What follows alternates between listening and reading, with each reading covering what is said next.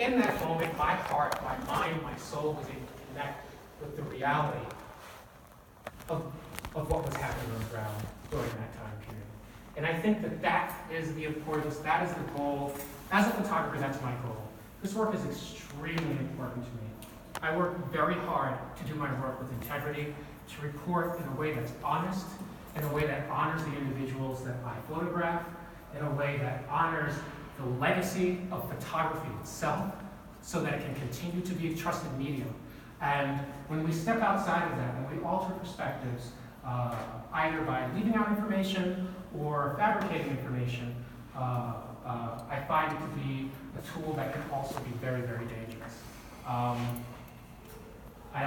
So I'm going to end on this photo behind you guys, over here, which also kind of speaks to what I just said and challenges what I said. So this photograph is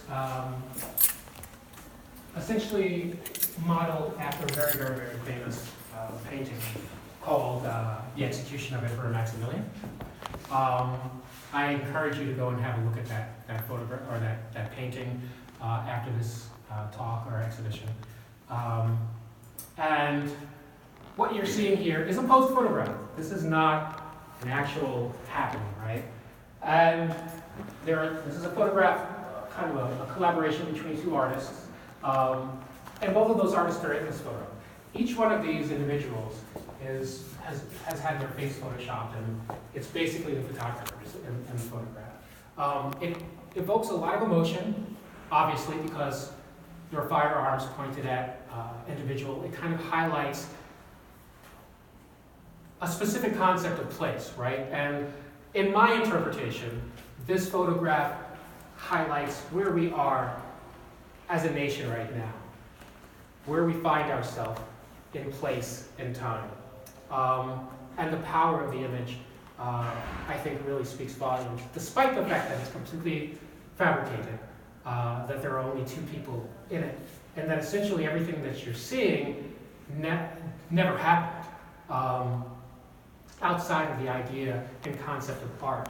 Yet, it still is honest in its expression, it still is honest in what it has to say, because this is where we find ourselves at this place in time.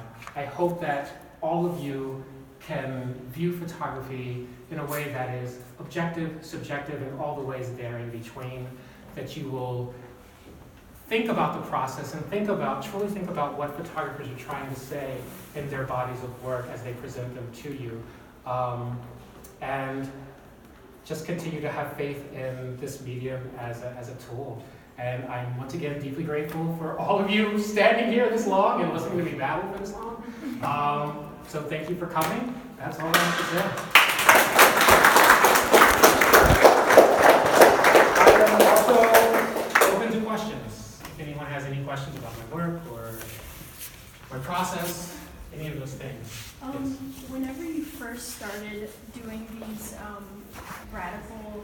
this kind of radical body of work, did you kind of evolve as an artist? As in, like, did you first go into it saying something about it and kind of like wanting to record a kind of like what you thought about it? Did you kind of evolve into how to look at things in like the concept of truth? And Sure. like, can you just talk about how? Yeah, for sure, definitely. So- Yeah, no, that's great. That's a great question.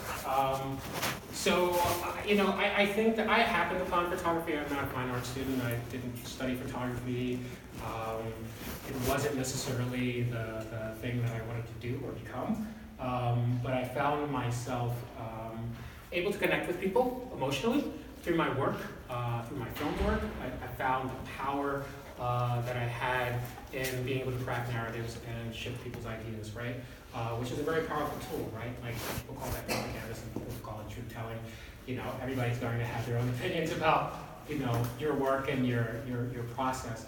I did find myself evolving as an artist. I didn't have any technical training as a photographer, so I needed to find ways to connect to my audience that were compelling. In the creation of my images. So it pushed me as an artist to become a better artist so that my voice could then be amplified through the work that I was doing. My initial bodies of work as a still photographer and as a filmmaker are horrible, artistically. I have a very difficult time going back and looking at them, but I love them because I know the intention in which the photographs were taken or the films were made, right? And that allows me to connect to my work on a deeper level that also honors kind of my spiritual determination to ensure that everyone, no matter who they are, whether I like them or not, whether I agree with their voices or not, everyone deserves to have their realities told through their truths and in an honest way that is not biased. That's hard. It's hard when I'm standing in front of a group of people in June of 2017. I covered a big rally that was in Texas called This Is Texas. There was a fake Antifa page that basically lured all of these patriots, Confederates, white nationalists to Houston, Texas, for this massive, fully armed rally, which was very intense. There were some very unsavory white nationalist and white supremacist organizations there, and it takes a lot of fortitude to be able to stand in the face of those individuals while they call you nigger to your face. It takes a lot of fortitude to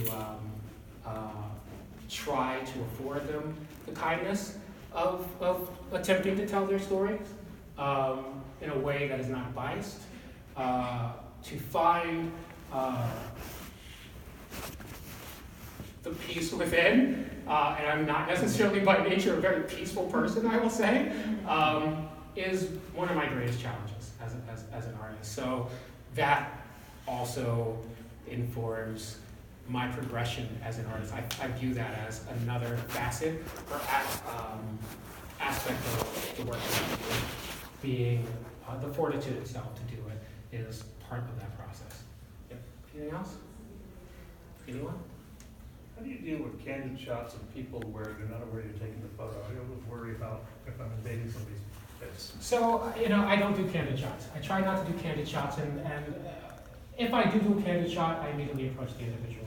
I think it's important for people to know how they're being represented. I think it's important for folks to know that they were photographed in a situation where they may not have wanted to be photographed, and to give them the opportunity to say yes or no. I don't want to be represented this way, or I want to be represented this way, or I don't want to be represented this way.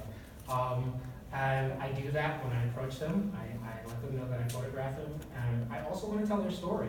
Like I said, I try not to just jump out and take photographs of people. When I go into these situations, I land on the ground. I spend a day, usually, just connecting with community, just connecting with these individuals on a personal basis before I start checking the camera. Now, there are instances in which I can't do that all the time. For instance, all of the Confederate rallies that were here, it was impossible for me to connect personally with every individual that I took a picture with, but I did the vast majority. And the ones that I didn't, I haven't published those photos. Because it's important, once again, to make sure that individuals maintain their integrity, no matter whether or not I agree with them, in terms of how their image is portrayed. And 9 times out of 10, if your actions are ugly, and you're comfortable with feeling that you're on the right side of history, I'm happy to publish that. Anyone else? Well, thank you guys so much again for coming out.